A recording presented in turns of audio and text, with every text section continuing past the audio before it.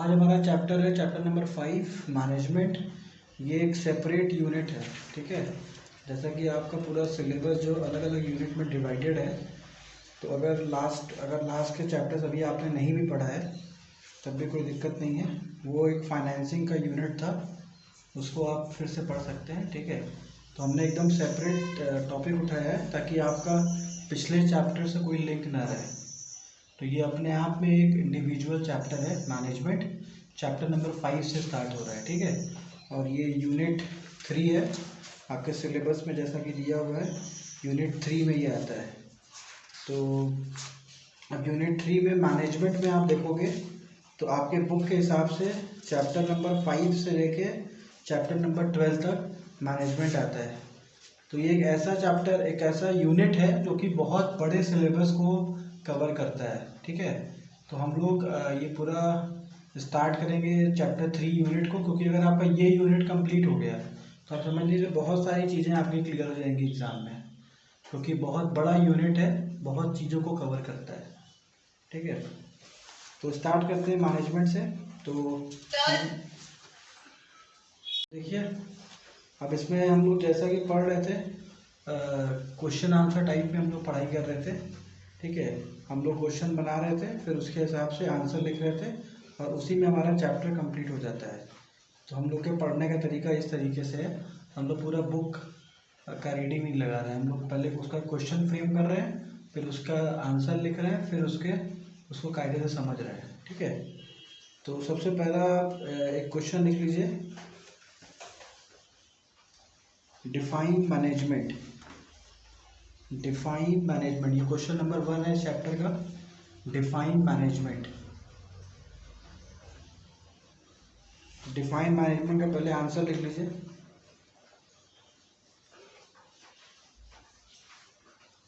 Define management,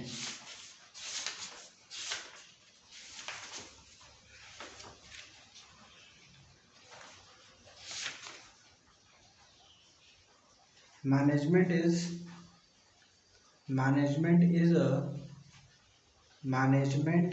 a distinct process. Management is a distinct process consisting of management is a distinct process consisting of management is a distinct process consisting of planning, organizing,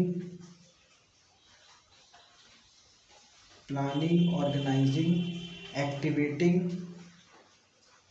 and controlling, planning, organizing, activating and controlling,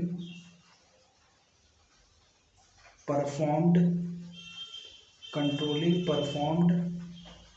to determine, controlling, performed to determine and accomplish, determined and accomplish objective with the use of human being, with the use of human being and other resource, with the use of human being and other resource।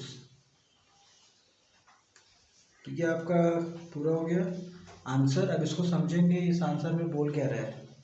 तो देखिए, management होता क्या है, management word आया कहाँ से, management होता क्या है, ये समझते हैं।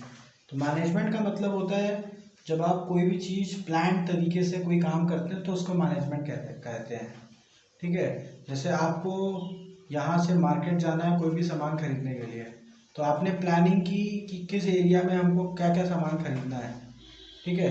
तो आपने एरिया वाइज प्लानिंग की कि इस एरिया में जाएंगे तो ये सारा सामान मिल जाएगा, इस एरिया में जाएंगे तो सारा सामान मिल जाएगा। तो जो आप एरिया की प्लानिंग करते हो अपने गुड्स के हिसाब से, ठीक है, तो इसी को मैनेजमेंट कहते हैं। कभी कभी हम कहते हैं इनका मैनेजमेंट बहुत ख़राब है, इसका मैनेजमेंट बहुत ख़राब है, मतलब इनको पता ही नहीं होता इनको क्या करना है, इनकी प्लानिंग ही नहीं होती है, कभी ये कर लिया कभी वो कर लिया, तो ऐसे में बड़ी प्रॉब्लम होती है, ठीक है ना। क्योंकि आप जो मूड हुआ वो आप कर लिए, तो वो मैनेजमेंट नहीं है। मैनेजमेंट का मतलब कोई भी काम करने से पहले उसको आप प्रॉपर तरीके से प्लान करें, और ऐसे लोग ही सक्सेसफुल भी होते हैं। जो अच्छे मैनेजर होते हैं वही लाइफ में सक्सेसफुल भी आप देखेंगे 95% वही सक्सेसफुल होते हैं, क्योंकि उनका सारा काम बहुत ही प्लान तरीके से होता है।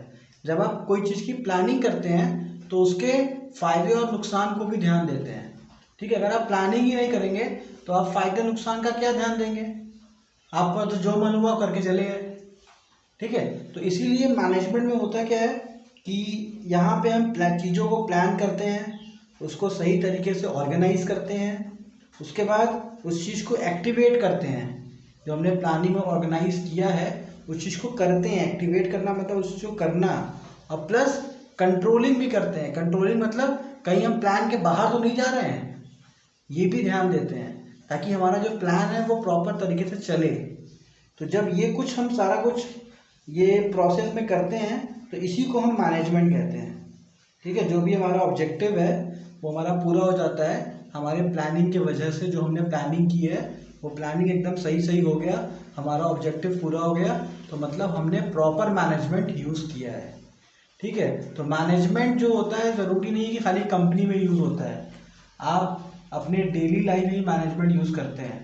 जो अच्छे मैनेजर्स होते हैं वो अपने डेली लाइफ में मैनेजमेंट का प्रॉपर यूज़ करते हैं और वो हमेशा खुश रहते हैं, ठीक है ना। क्योंकि आपका कोई भी काम रुकेगा नहीं, आप कोई भी काम कर रहे हैं प्लान तरीके से काम कर रहे हैं। तो इसीलिए कहा जाता है कि कोई भी जो एक अच्छा जो मैनेजर होता है वो हर जगह सक्सेसफुल होता है। क्यों? क्योंकि वो हर एक काम प्लान के तरीके से करता है। प्लान तरीके से काम करेंगे तो जो सक्सेसफुल रेशियो है वो हमेशा आपका ज़्यादा ही रहेगा, ठीक है। तो प्लानिंग बहुत ज़रूरी है कोई भी काम करने में, वही हमको मैनेजमेंट सिखाता है। तो इस चैप्टर में हम लोग यही सीखेंगे कि कोई भी काम करने से पहले कैसे हम उसको मैनेज करें। तो इसीलिए सबसे पहला क्वेश्चन हम लोग ने लिख लिया डिफाइन मैनेजमेंट। मैनेजमेंट को हमने यहाँ पे डिफाइन कर दिया, क्लियर है। तो ये आपका डेफिनेशन पूरा हो गया। अब दूसरा क्वेश्चन लिखिए। पहला था हमारा डिफाइन मैनेजमेंट, अब दूसरा क्वेश्चन लिखिए define management. Define management as an activity. Define management as an activity.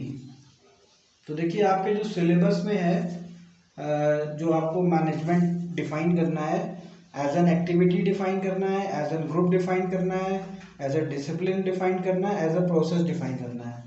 तो कुल मिला के आप देखेंगे तो 4 तरीके से आपको मैनेजमेंट का डेफिनेशन देना है। तो अभी जो हमने आपको मैनेजमेंट का एक डेफिनेशन लिखवाया वो तो सिंपल मैनेजमेंट था। अगर एग्जाम में लिख के आता है डिफाइन मैनेजमेंट तो जो हमने आपको अभी डेफिनेशन लिखवाया है वो वाला आंसर उसमें आप लिख देंगे। लेकिन अब इसके अलावा भी 4 डेफिनेशन और है, ठीक है। तो उसमें ऐसा क्वेश्चन में लिखा रहेगा define management as an activity, define management as a group. तो ये ध्यान रखिएगा, मिक्स मत कर दीजिएगा, नहीं तो कहेंगे सर मैनेजमेंट का तो हमने डेफिनेशन लिख के आए थे लेकिन नंबर नहीं मिला। तो ऐसा कुछ नहीं है, आप गलत लिख के आए थे, ठीक है। आपको मैनेजमेंट एज एन एक्टिविटी पूछ रहा है तो management as an activity define करिए, ग्रुप पूछ रहा है तो ग्रुप डिफाइन करेंगे, ठीक है। तो हम लोग स्टार्ट करते हैं मैनेजमेंट एज एन एक्टिविटी। इसमें लिखिए एज एन एक्टिविटी, पहले आंसर दे लीजिए फिर हम समझाते हैं। As an activity management guides, as an activity management guides comma directs,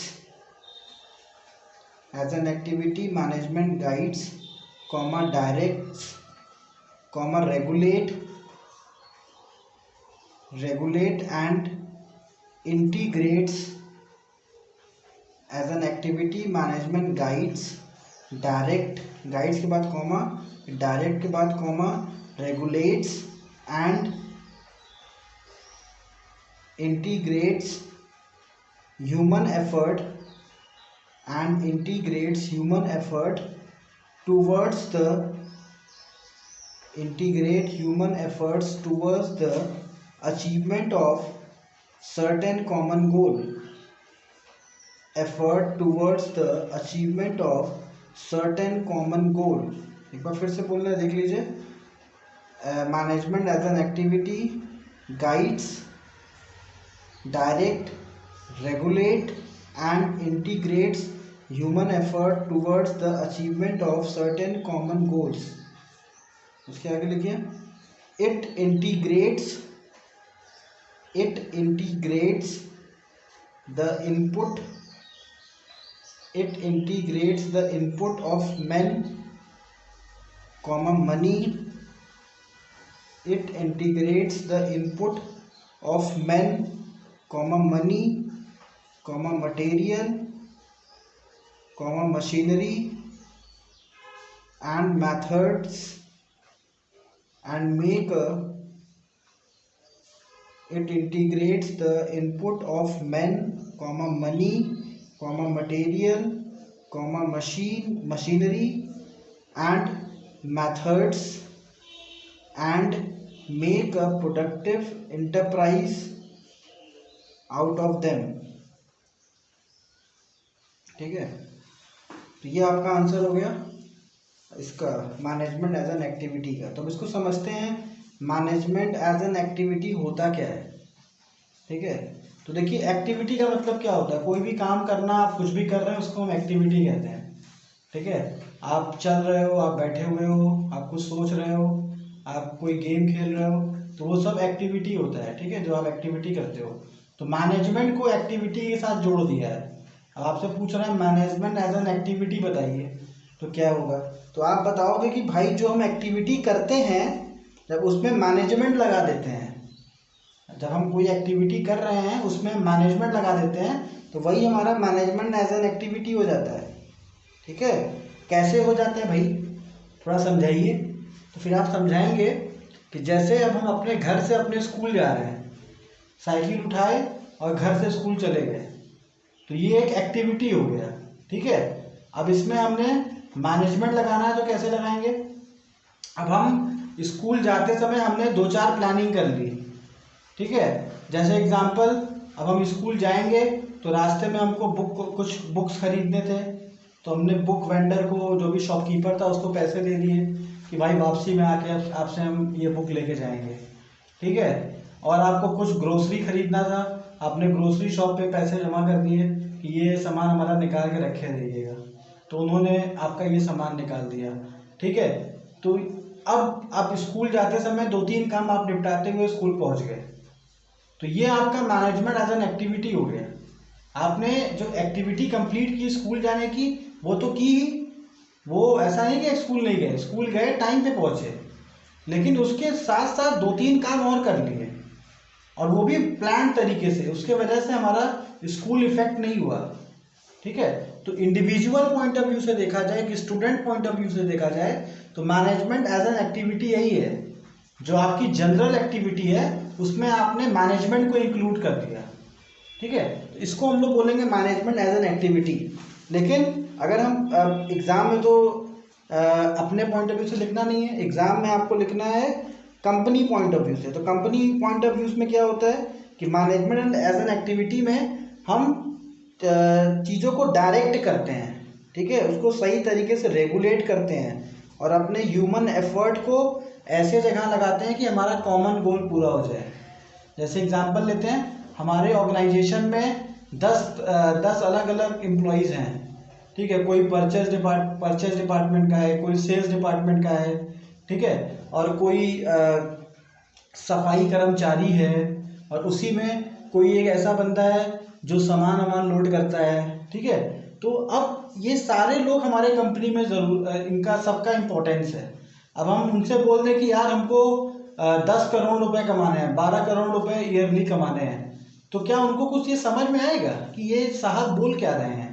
भाई सेल्स वाला बंदा समझ जाएगा कि 12 करोड़ का मतलब कम से कम 1 महीने में हमको 10 करोड़ का सेल देना पड़ेगा। मैन्युफैक्चरिंग डिपार्टमेंट वाला बंदा समझ जाएगा कि हमको ढेर सारा सामान बनाना पड़ेगा। अभी भी किसी का कॉन्सेप्ट क्लियर नहीं है कि ये साहब पागल तो नहीं हो गए, 12 करोड़ कमाने की बात कर रहे हैं। तो अब यहाँ पे मैनेजमेंट हम यूज़ करेंगे। हमें बोलना नहीं है उनसे कि हमको 12 करोड़ कमाना है, हमको उनके काम को इस तरीके से डाइवर्ट कर देना है कि ऑटोमेटिक 12 करोड़ रुपए आ जाए। तो कैसे डाइवर्ट करेंगे सर, ये बताइए।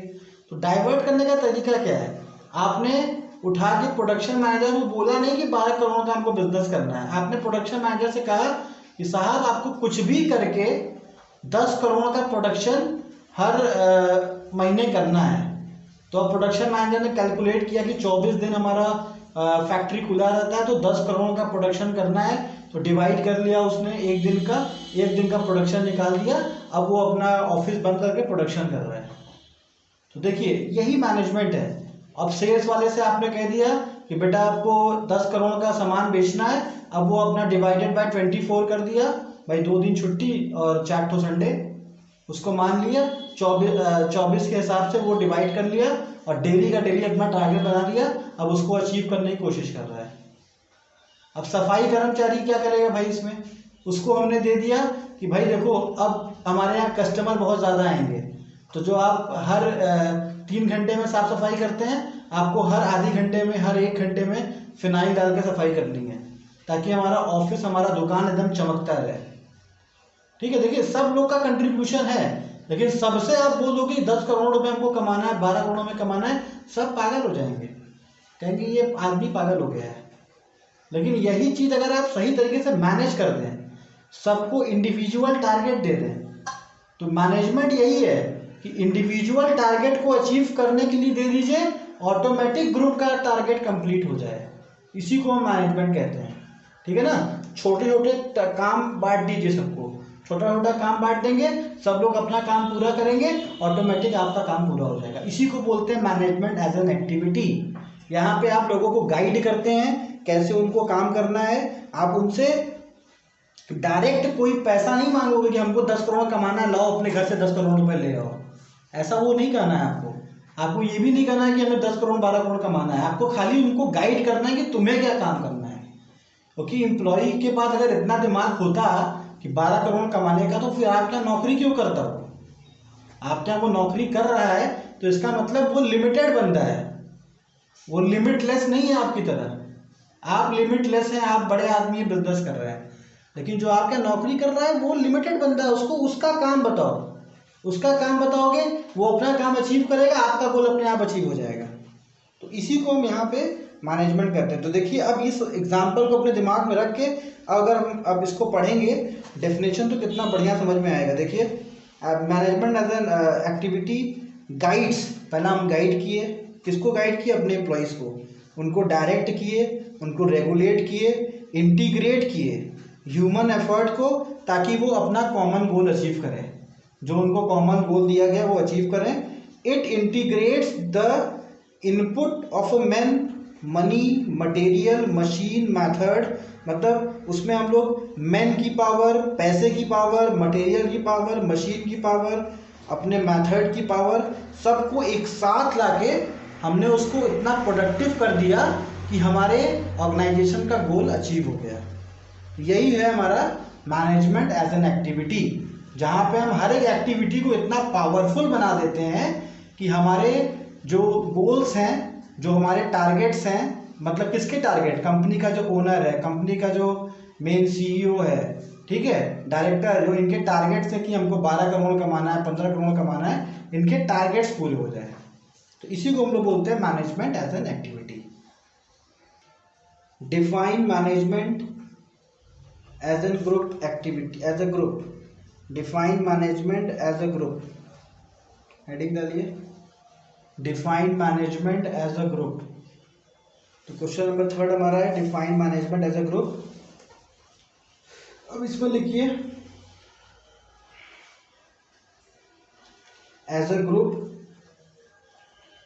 Group management refers to, as a group management refers to all those person, as a group management refers to all those person who perform the task, as a group management refers to all those person who perform the task of managing an organization, who perform the task of managing an organization, full stop. It is a collective noun, it is a collective noun consisting of, it is a collective noun consisting of board of director, comma chief executives, comma heads of department, comma branch manager etcetera.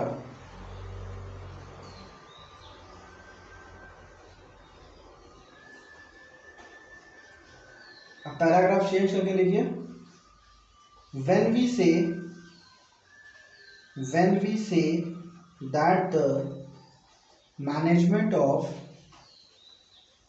Tata Iron is very good, management of Tata Iron is very good, it simply referred that the person who are working in the company, managing this company are doing good. Person who are managing this company are doing good. अब देखिए यहाँ पे management as a group क्यों बोल रहा है। देखिए management जो होता है वो किसी एक आदमी का नहीं होता है। मैनेजमेंट में बहुत सारे मैनेजर्स अलग अलग लेवल के, वो सब जुड़ के एक बड़ी कंपनी बनती है। ठीक है, एक आदमी कंपनी स्टार्ट करता है और अगर वो कंपनी को बड़ा बनाना चाहता है तो उसको और वर्किंग हैंड चाहिए होते हैं, क्योंकि आप ही सारा काम नहीं कर सकते ना, आपको वर्किंग हैंड चाहिए होते हैं। तो वर्किंग हैंड के लिए आपको अलग अलग लेवल पे लोग चाहिए। तो अलग अलग लेवल पे जब लोग चाहिए, तो जैसे आपने अपने कंपनी में अपॉइंट किया board of directors, chief executives, head of department, branch manager, तो आप चाहते हो कि हर एक लेवल पे काम अच्छे से हो, इसीलिए आपको इन सब लोगों को अपने यहाँ कंपनी में रखना होगा। आप कितना भी सोचो कि यार ब्रांच मैनेजर को सैलरी देनी पड़ेगी 60,000 रुपये, चीफ एग्जीक्यूटिव को सैलरी देनी पड़ेगी 1.5 लाख रुपये, CEO को देनी पड़ेगी 2 लाख रुपये, तो ये सब पैसा सब बचा ले, सब हम ही बन जाए, तो सब चीज़ आप ही बन जाओगे, तो फिर बाकी काम कौन करेगा। ठीक है, तो कंपनी चलाना है तो आपको इन सब लोगों को अपॉइंट करना पड़ेगा। जब तक आप एक ग्रुप नहीं बना पाओगे तब तक आपकी कंपनी नहीं बन पाएगी। ठीक है, तो एक ग्रुप बनाने के लिए आपको इन सब लोगों को हायर करना पड़ेगा और इन सब लोगों को ट्रेंड करना पड़ेगा। ठीक है ना, आप कैसा काम कराना चाहते हो आपको उस हिसाब से इनको ट्रेन करना पड़ेगा। तो अब जब आप उनको ट्रेन कर लेते हो तो वो आपके ग्रुप के एक परमानेंट मेंबर हो जाते हैं, जो आपके तरीके से काम करते हैं। पहले तो वो आते हैं जब आपकी कंपनी में, तो वो अपने तरीके से काम करते हैं, फिर आप उनको ट्रेन करते हो कि नहीं हमारे कंपनी में ऐसे काम होगा, तो फिर वो आपको फॉलो करते हैं और फिर आपके तरीके से काम करते हैं। तो जब आपके तरीके से काम करते हैं और एक अच्छा रिजल्ट आने लगता है, तो मार्केट में लोग यही कहेंगे कि इनके कंपनी का मैनेजमेंट बहुत अच्छा है। ठीक है ना, तो जब लोग कहेंगे इन कंपनी का मैनेजमेंट बहुत अच्छा है, तो ये जो अच्छा है ये बोल रहे हैं, ये केवल कंपनी के मैनेजमेंट का मतलब यहाँ पे क्या हुआ, कंपनी का CEO बहुत अच्छा है, ठीक है, कंपनी का बोर्ड ऑफ डायरेक्टर बहुत अच्छा है, कंपनी के मैनेजर्स बहुत अच्छे हैं, सुपरिटेंडेंट बहुत अच्छे हैं, ब्रांच मैनेजर बहुत अच्छे हैं। क्यों? क्योंकि कंपनी एज अ ग्रुप काम करती है, कंपनी एक इंडिविजुअल पर्सन की तरह काम नहीं करती है। तो इसीलिए यहाँ पे बताया गया है कि मैनेजमेंट एज अ ग्रुप का मतलब हुआ कि कलेक्टिवली कंपनी जब वर्क करती है तो कलेक्टिवली वर्क करती है सब लोगों के साथ, और ये लोग जब अच्छा काम करते हैं तो इनका अच्छाई जो होता है वो सारा सबको क्रेडिट मिलता है, चाहे वो मैनेजर ही क्यों ना हो, चाहे वो CEO क्यों ना हो, वो डायरेक्टर ही क्यों ना हो, तो सबको उसका क्रेडिट मिलता है। और जब कंपनी बेकार काम करती है, वही रिजल्ट निगेटिव आता है, तो सबको क्रिटिसाइज भी किया जाता है, यहाँ ये कंपनी का मैनेजमेंट अच्छा नहीं है, पता नहीं कैसे मैनेज करते हैं, तो मतलब यहाँ के मैनेजर भी अच्छे नहीं हैं, तो वो ऑटोमेटिक वो चीज़ें उसमें आ जाएंगी। तो मैनेजमेंट एज ए ग्रुप की जब हम बात करेंगे तो वहाँ पे हमारा जो फोकस रहेगा वो पर्टिकुलरली हर एक डिपार्टमेंट के हेड्स पे होता है, कि जो डिपार्टमेंट का हेड है वही हमारा एक तरीके से उस पर्टिकुलर डिपार्टमेंट को मैनेज करने वाला बंदा है। ठीक है, तो मैनेजमेंट एज अ ग्रुप का मतलब क्या हुआ कि पूरे ग्रुप को मैनेजमेंट कंपनी के पूरे ग्रुप को सही तरीके से मैनेज करना। तो ये हो गया आपका मैनेजमेंट एज अ ग्रुप। तो अब नेक्स्ट क्वेश्चन लिखिए, question number 4, define management as a discipline, define management as a discipline. अब इसमें लिखते हैं answer, as a discipline management implies, as a discipline management implies a specialized branch of knowledge, as a discipline management implies a specialized body of knowledge which involves the study of principle and practices of administration, which involve the study of principle and practices of administration. It refers to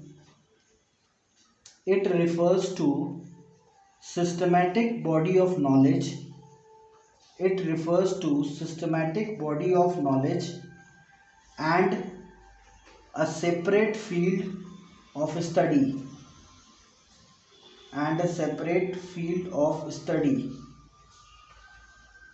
paragraph change करिए। Management as a discipline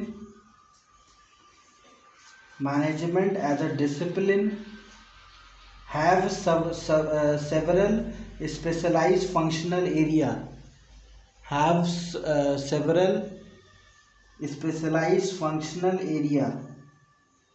Point number first, financial management. Point number second, marketing management. Point number third, production management, etc. तो देखिए, जब हम लोग बात करते हैं discipline की, तो डिसिप्लिन का मतलब होता क्या है, पहले ये समझ लेते हैं। डिसिप्लिन का मतलब होता है कि स्पेशलाइज्ड बॉडी ऑफ नॉलेज, ठीक है। जैसे आप डॉक्टर है, अब डॉक्टर क्या है, एक स्पेशलाइज्ड बॉडी ऑफ नॉलेज है, उसको पता है कि कैसे आपको ट्रीट करना है, ठीक है। तो उसी तरीके से मैनेजमेंट को भी एज अ डिसिप्लिन माना गया है। ऐसे मैनेजमेंट को भी एज अ डिसिप्लिन क्यों माना गया है, क्योंकि पहले मैनेजमेंट में इतना ज़्यादा वेरिएशन नहीं था, अब मैनेजमेंट में बहुत सारी वैरायटीज़ आ गई हैं, ठीक है। अब जैसे हमको लगता है कि यार हम होटल मैनेजमेंट हमको करना है, हम देखने में थोड़े ठीक ठाक हैं, अगर हमको ऐसी अंदर से फीलिंग आती है कि हाँ देखने में थोड़े से स्मार्ट हैं, ठीक है, बॉडी स्ट्रक्चर हमारा सही है, ठीक है, बहुत मोटे वोटे नहीं है, तो हमारे लिए सबसे अच्छा फील्ड होटल मैनेजमेंट हो सकता है, क्योंकि वहाँ पे प्रेजेंटेशन देखा जाता है। होटल मैनेजमेंट में आपके बात करने का तरीका तो वो आपको सिखा देंगे, लेकिन अगर आप प्रेजेंटेबल हो, देखने में अच्छे लगते हो, तो आपके लिए होटल मैनेजमेंट बहुत अच्छा है। अब आपको लगता है कि आपका दिमाग बहुत तेज़ी से चलता है, आप बहुत ज़्यादा स्मार्ट हो, तो आपके लिए सबसे अच्छा क्या है, सेल्स मैनेजमेंट। वहाँ पे सेल्स में आप बहुत अच्छा कर सकते हो, आप पैसा बहुत अच्छा कमा सकते हो सेल्स मैनेजमेंट में जाके। वहाँ सैलरी तो फिक्स होती ही है, जो आप सेल करते हो उसमें इंसेंटिव आपको बहुत अच्छा मिलता है। सैलरी है 50,000 रुपये, इंसेंटिव कमा रहे हो 2 लाख रुपये, तो सेल्स में ये होता है। अब हमको लगता है कि यार नहीं, हम नेगोशिएशन बहुत अच्छा कर सकते हैं। नेगोशिएशन मतलब मार्केट में जाते हैं तो मोल भाव करने में हमको बड़ा अच्छा लगता है, और हम मोल भाव करने में एक्सपर्ट हैं। बहुत लोगों के अंदर ये सब क्वालिटीज़ हिडन होती हैं कि वो मार्केट में जाके मोल भाव बड़ा अच्छा कर सकते हैं, तो उनको क्या ध्यान देना है, अब उनको प्रोडक्शन मैनेजमेंट में ध्यान देना है, ठीक है ना, सॉरी परचेज मैनेजर में। परचेज मैनेजर अगर वो बन जाते हैं कहीं पे, तो उनका काम क्या रहेगा, कंपनी कहेगी लो 10 लाख रुपए ले लो, जाओ रॉ मटेरियल परचेज करके आओ। तो तुम्हें अच्छा मैनेजर तब माना जाएगा कि जब आप सस्ते में रॉ मटेरियल खरीद के ले आओगे, तब कहेंगे हाँ ये मैनेजर अच्छा है। तो नेगोशिएशन की स्किल है, तो आपने वहाँ पे आपने वो वाला मैनेजमेंट पे ध्यान दे दिया, मतलब परचेज मैनेजमेंट पे। अब आपको लगा कि आप अकाउंट्स में बड़े अच्छे हो, ठीक है, आपका अकाउंट्स बहुत अच्छा है, आपको सड़क वड़क पे घूमना अच्छा नहीं लगता, आप क्या बोलते हैं, लोगों से बात नहीं कर पाओगे, तो उस कंडीशन पे आपने क्या किया, अब आपने ज्वाइन कर लिया फाइनेंशियल मैनेजमेंट। यहाँ पे आप अकाउंट्स की पूरा संभाल ले हो। तो कॉन्सेप्ट यहाँ पे ये है कि मैनेजमेंट में वेरियस डिसिप्लिन्स आ गए हैं। अब मैनेजमेंट केवल एक डिसिप्लिन में नहीं है। अगर आप MBA, अब देखिए, अब हम लोग यहाँ बात करेंगे, जैसे अब MBA हम लोग करते हैं, master of business administration. MBA कब करते हैं, BBA करने के बाद MBA करते हैं। तो BBA तो नॉर्मल आजकल हो जाता है, जब आप MBA करने जाते हो तो आपसे पूछा जाता है कौन से स्पेशलाइजेशन से आप करोगे, तो आप अपने क्वालिटी के हिसाब से स्पेशलाइजेशन सेलेक्ट करते हो। अगर आपको लगता है आपके इसमें अंदर सेल्स वाली टेक्निक है तो आप MBA इन मार्केटिंग मैनेजमेंट में जाते हो। आपको लगता है कि नहीं, हमको सबसे अच्छा हम लोगों से व्यवहार बना के काम अच्छे से करा सकते हैं, तो आप MBA इन HR में जा सकते हो। ठीक है, आपको लगता है कि नहीं हमारा जो अकाउंट्स बहुत अच्छा है, तो आप MBA इन फाइनेंस में जा सकते हो। तो कॉन्सेप्ट यहाँ पे क्या है कि हर एक आपके क्वालिटी के पीछे हर एक अलग अलग डिसिप्लिन बना दिया गया है, हर एक अलग अलग एक ब्रांच बना दिया गया है। तो इसी को हम लोग बोलते हैं मैनेजमेंट एज अ डिसिप्लिन। यहाँ पे होता क्या है, हर एक अलग अलग नॉलेज की अलग अलग डिसिप्लिन बना दिया गया है। तो मैनेजमेंट में भी अब ये पॉसिबल हो गया, पहले ये पॉसिबल मैनेजमेंट में नहीं था। पहले ये खाली उसमें होता था, क्या बोलते हैं, डॉक्टर बनने में। आप डॉक्टर बन रहे हो तो आपको न्यूरो सर्जन बनना है, या फिर आपको हड्डी का डॉक्टर बनना है, गले का डॉक्टर बनना है, तब ये सब खाली ये साइंस में था। लेकिन अब ये मैनेजमेंट में भी आ गया है। इसी को मैनेजमेंट एज अ डिसिप्लिन कहते हैं कि यहाँ पे स्पेशलाइज बॉडी ऑफ नॉलेज सबके लिए अलग अलग बना दिया गया है। आपको जिस डिसिप्लिन में जाना है आप उस डिसिप्लिन की पढ़ाई करो, आप उस डिसिप्लिन में एंटर कर सकते हो। ठीक है, तो मैनेजमेंट में भी अब ये चीज़ें आ गई हैं। तो इसीलिए हम लोग मैनेजमेंट एज अ डिसिप्लिन जब पढ़ते हैं तो हमारा जो फोकस होता है वो ये होता है कि मैनेजमेंट अलग अलग ग्रुप्स, अलग अलग एक्टिविटीज़, अलग अलग ग्रुप्स, अलग अलग एक्टिविटीज़ से रिलेटेड चीज़ों को कवर करता है। ठीक है, अब यहाँ पे जो भी चीज़ें हैं आपके अपने हिसाब से आपको लगता है कि आप इस चीज़ में बेस्ट हो, आप इस चीज़ में स्पेशलाइज हो, तो आप उस चीज़ को वहाँ पे ज्वाइन कर सकते हो। क्लियर है? Define management as a process. Define management as a process, ये हमारा 5th क्वेश्चन हो गया। Define management as a process. अब इसमें लिखिए, as a process management is what, as a process management is what manager do. As a process, management is what a manager do. Management is considered a process because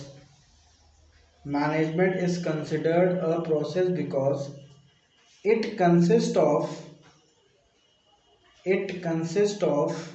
a series of interrelated element. It consists of a series of interrelated element.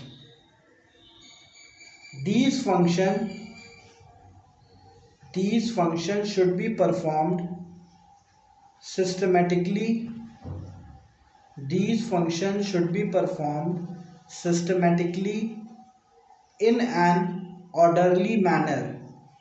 This function should be performed systematically in an orderly manner and proper sequence.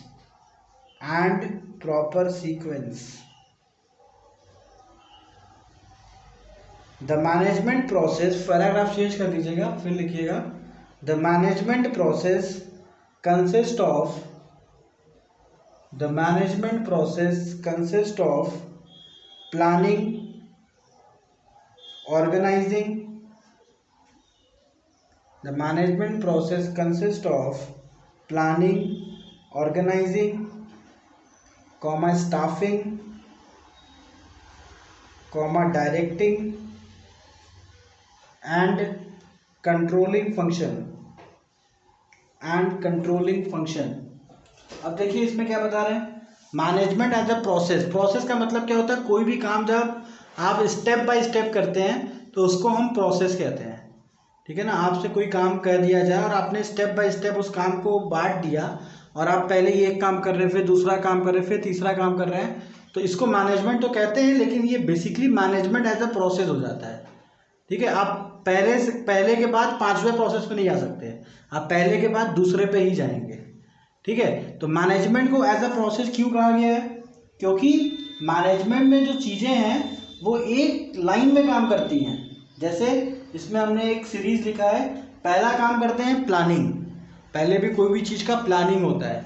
उसके बाद दूसरा हमने क्या पढ़ा, organising, फिर हम चीज़ों को ऑर्गेनाइज करते हैं कि इसको कैसे करना है। फिर आता है स्टाफिंग, स्टाफिंग में हम लोगों को बुलाते हैं अपनी कंपनी में, रिक्रूट करते हैं अपने यहाँ नौकरी करने के लिए। फिर उसके बाद जिनको रिक्रूट करते हैं उनको डायरेक्ट करते हैं कि जो काम हमें करवाना है जिस तरीके से उसको सिखाते हैं, तो वो हो जाता है डायरेक्टिंग। उसके बाद होता है कंट्रोलिंग। कंट्रोलिंग में क्या होता है, हम चेक करते हैं कि जो काम हमने उनको दिया है, जो काम हमने उनको डायरेक्टिंग में सिखाया है, क्या वो काम अपने से कर पा रहे हैं कि नहीं कर पा रहे हैं। तो ये जो पूरा फंक्शन है, अभी आप आगे चल के आपको पूरा इसका चैप्टर मिलेगा, planning, organizing, staffing, directing, controlling, ये एक चैप्टर में कन्वर्ट हो जाएगा। ठीक है, तो हम लोग आगे चल के पूरा मैनेजमेंट एज अ प्रोसेस ही पढ़ने वाले हैं। और मैनेजमेंट एज अ प्रोसेस ही सबसे इम्पोर्टेंट आपका डेफिनेशन भी है, क्योंकि यहाँ पे किस तरीके से काम को डिवाइड करके हमको काम करना है, पहला क्या करना है, फिर दूसरा क्या करना है, फिर तीसरा क्या करना है, ये सब चीज़ें हम मैनेजमेंट एज अ प्रोसेस में सीखते हैं। तो ये एग्ज़ाम पॉइंट ऑफ व्यू से भी management as a process important है, क्योंकि ये आगे चल के आपको इसका अलग अलग सेपरेट चैप्टर पढ़ना है। जैसे प्लानिंग का अलग चैप्टर पढ़ेंगे, ऑर्गेनाइजिंग का अलग, स्टाफिंग का अलग, डायरेक्टिंग का अलग, तो ये सेपरेट चैप्टर आप लोग पढ़ेंगे। तो यहाँ पे आपको बस यही ध्यान रखना है कि मैनेजमेंट एज अ प्रोसेस की जब बात करेगा तो इसमें एक लाइन ऊपर लिखी हुई है, as a process management is what a manager do. मतलब जो आपका मैनेजर जो काम करता है वही मैनेजमेंट है। अब वो उस प्रोसेस को कैसे कर रहा है वो जाने, ठीक है, इसका कोई स्पेसिफिक रूल्स रेगुलेशन नहीं है, लेकिन अगर आप उस प्रोसेस को फॉलो करोगे, जो प्रोसेस पहले से बनाया गया है, तो वो आपका फेल होने का चांसेस बहुत कम हो जाता है। इसीलिए मैनेजमेंट की किताबें बच्चों को पढ़ाई जाती है, ताकि वो कुछ चीज़ें पहले से सीख जाएं, समझ जाएं कैसे ऑर्गेनाइजेशन में वर्क किया जाता है। ऐसे कोई लड़का, कोई बच्चा बीए किया हुआ है और कोई बच्चा बीबीए किया हुआ है, तो अगर हमें अपनी कंपनी में रखना होगा तो बीबीए वाले बच्चे को रखेंगे, बीए वाले बच्चे को नहीं रखेंगे। क्यों नहीं रखेंगे? क्योंकि बीबीए वाला बच्चा है वो मैनेजमेंट के बारे में कुछ तो जानता है, ये कैसे काम होना है। वो अलग बात है कि हम उसको ट्रेंड करेंगे, उसको सिखाएंगे, वो सब तो काम हम करेंगे। लेकिन बीबीए वाला बच्चा जो है, बैचलर ऑफ बिजनेस एडमिनिस्ट्रेशन वाला बच्चा, वो जल्दी समझ लेगा, क्योंकि 3 साल से वो उस चीज़ को पढ़ रहा है, थ्योरी भी पढ़ रहा है लेकिन जानता है। लेकिन बीए वाला बच्चा क्या जाने मैनेजमेंट क्या होता है, उसको तो जो आप सिखाओगे वो जानेगा। ठीक है, तो इसीलिए मैनेजमेंट एज अ प्रोसेस में जो आपका मैनेजर जिस तरीके से काम करता है वही मैनेजमेंट होता है। पहला पॉइंट हमने आपको ये लिखा है, और उसके बाद मैंने बताया है कि मैनेजमेंट के प्रोसेस में क्या क्या चीज़ें आती हैं। तो जो हमने ये चीज़ें बताएंगे ये भी आपको एग्जाम में लिखना ही है, और इसी सीक्वेंस में लिखना है। पहले प्लानिंग होगा, फिर ऑर्गेनाइजिंग होगा, फिर स्टाफिंग होगा, डायरेक्टिंग और कंट्रोलिंग। अगर आपने सीक्वेंस ऊपर नीचे कर दिया तो आपको 0 मार्क्स मिलेंगे एग्जाम में, ये ध्यान रखिएगा। तो इसको आप याद कर लीजिए, planning, organizing, staffing, directing, controlling, क्योंकि ये एक प्रोसेस है मैनेजमेंट का। पहले ये होगा, पहले ये होगा, फिर ये होगा, फिर ये होगा, फिर ये होगा। ठीक है, तो ये आपका एक तरीके से management as a process, as a discipline, ये सब पूरा कंप्लीट हो गया। जो हम लोग ने 4 चीज़ों के बारे में बात किया था, मैनेजमेंट एज अ ग्रुप, ठीक है, मैनेजमेंट एज एन एक्टिविटी, तो ये आपका शॉर्ट में आ सकता है, बहुत लॉन्ग में तो नहीं आएगा। तो इसीलिए हमने बहुत बड़ा आंसर ना लिखवा के इसको शॉर्ट में लिखवाया है, क्योंकि आपके जो सिलेबस में है वो शॉर्ट में ही दिया हुआ है, तो उसमें इतना ही पढ़ लेंगे तो काफ़ी है। What are the objective of management? What are the objective of management? तो हमारा क्वेश्चन है व्हाट आर द ऑब्जेक्टिव। तो इसमें हम क्या बोलते हैं, एक्सप्लेन नहीं कर रहे हैं, खाली आपको ऑब्जेक्टिव बता के छोड़ देंगे। एक्सप्लेन वाला हम लोग अलग से क्वेश्चन लगाएंगे। ठीक है, तो एटलीस्ट ऑब्जेक्टिव तो आप याद कर ही लीजिएगा। देखिए, what are the objective of management, answer लिखिए। The objective of management are, the objective of management are, point number first, profitability, point number first, profitability, point number second, prosperity and growth. Point number second, prosperity and growth. Point number third, change and innovation. Point number third, change and innovation. Next point लिखिए, change and innovation. Point number third है change and innovation. Point number fourth है development of people. Point number fourth है development of people. Point number 5 है discipline and moral. Point number 5 है discipline and moral. Point number 6 है rightful decision making. Point number 6 है rightful decision making. Point number 7 है improving image. Point number 7 है improving image. Point number 8 है quality goods at fair price. Point number 8 है quality goods at fair price. ठीक है, तो ये कॉन्सेप्ट आपको क्या समझ में आया? यहाँ पे ऑब्जेक्टिव ऑफ मैनेजमेंट है. ठीक है, तो एक मैनेजमेंट का क्या ऑब्जेक्टिव है? मैनेजमेंट जब मतलब सब सारे ग्रुप मैनेजर्स का पूरा ग्रुप मिलता है, सीईओ मिला और क्या बोलते हैं जो वहाँ का डायरेक्टर है, जो ओनर है, जो फाउंडर है, जब सब लोग मिलते हैं तो उनका क्या ऑब्जेक्टिव होता है, वो क्या चाहते हैं अपनी कंपनी से, तो ये हम लोग पढ़ रहे हैं. तो क्या चाहते हैं? वो चाहते हैं प्रॉफिटेबिलिटी, कि बिजनेस में प्रॉफिट अच्छा हो. और क्या चाहते हैं? प्रॉस्पेरिटी एंड ग्रोथ, कंपनी हर साल ज़्यादा से ज़्यादा प्रॉफिट कमाए जितना कमा सकती है. उसके बाद चेंज एंड इनोवेशन, अपनी कंपनी में हम नए नए चेंजेस लाएं ताकि हमारी कंपनी अपडेट रहे, लोग हमारी कंपनी के संग बिजनेस करना चाहें. उसके बाद है development of people. Development of people का मतलब क्या हुआ? जो हमारे कंपनी में लोग काम कर रहे हैं वो ज़िंदगी भर एक ही काम ना करें, उनका भी डेवलपमेंट हो, वो भी जीवन में आगे बढ़ें. कुछ कंपनियां होती हैं जो कि अपने एम्प्लॉयज़ का ध्यान ही नहीं देती, खाली अपना ध्यान देती हैं, तो ऐसी कंपनी बहुत बड़ी नहीं बन पाती. लेकिन ऐसी कंपनी जो अपने एम्प्लॉय का भी ध्यान देती है वो बहुत बड़ी कंपनी बन जाती है. ठीक है, तो इसको हम लोग बोलते हैं डेवलपमेंट ऑफ पीपल. उसके बाद है डिसिप्लिन एंड मोरल. तो कंपनी में जो लोग काम कर रहे हैं उनके आपस में कैसा डिसिप्लिन उनका है, अपना काम सही तरीके से कर रहे हैं कि नहीं कर रहे हैं, ये डिसिप्लिन हो गया. मोरल मतलब उनका मेंटल स्टेट कैसा है, वो आपके कंपनी को लेके खुश हैं कि नहीं है, वो आपकी कंपनी में बेटर तरीके से वर्क कर रहे हैं कि नहीं कर रहे हैं, तो वो चीज़ें आपकी आ जाएंगी मोरल में. उसके बाद है राइटफुल डिसीजन मेकिंग. जो आपका डिसीजन है वो करेक्ट है कि नहीं है.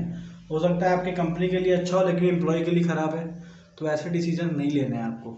डिसीजन ऐसा लीजिए जहाँ पे विन विन सिचुएशन हो, आप भी सही रहें, आपका एम्प्लॉय भी सही रहे और आपका कंज्यूमर भी सही रहे, तभी आप लॉन्ग टर्म में ग्रो कर पाएंगे. ठीक है, खाली अपने फ़ायदे के चक्कर में रहेंगे तो कंपनी बहुत जल्दी बंद हो जाएगी, ताला लग जाएगा. उसके बाद क्या है? Improving image. कंपनी का इमेज अगर मार्केट में आपका दिन पर दिन खराब हो रहा है तो आप कभी भी उभर नहीं पाएंगे सब चीज़ों से. तो इसीलिए इमेज बना के रखिए, तभी कंपनी ग्रो करेगी. उसके बाद है quality goods at fair price. अच्छे प्रोडक्ट सही प्राइस पे दीजिए, तभी आप मार्केट पे सरवाइव करेंगे. क्योंकि देखिए इंटरनेट का ज़माना है, आप लोगों को कब तक बेवकूफ़ बनाएंगे. आज तो आप मोबाइल ख़रीदने जाते हैं, या मोबाइल तो छोड़िए, आजकल तो गैस और चूल्हा भी खरीदने जाइए तो लोग गूगल पे सर्च कर लेते हैं. चिमनी खरीदना है, लोग गूगल पे सर्च कर लेते हैं चिमनी कितने का मिल रहा है ऑनलाइन, तब खरीदेंगे. बाइक खरीदना है, बाइक भी ऑनलाइन सर्च हो जा रहा है कितने का मिलता है. तो कोई भी चीज़ में आप किसी को बेवकूफ़ नहीं बना सकते.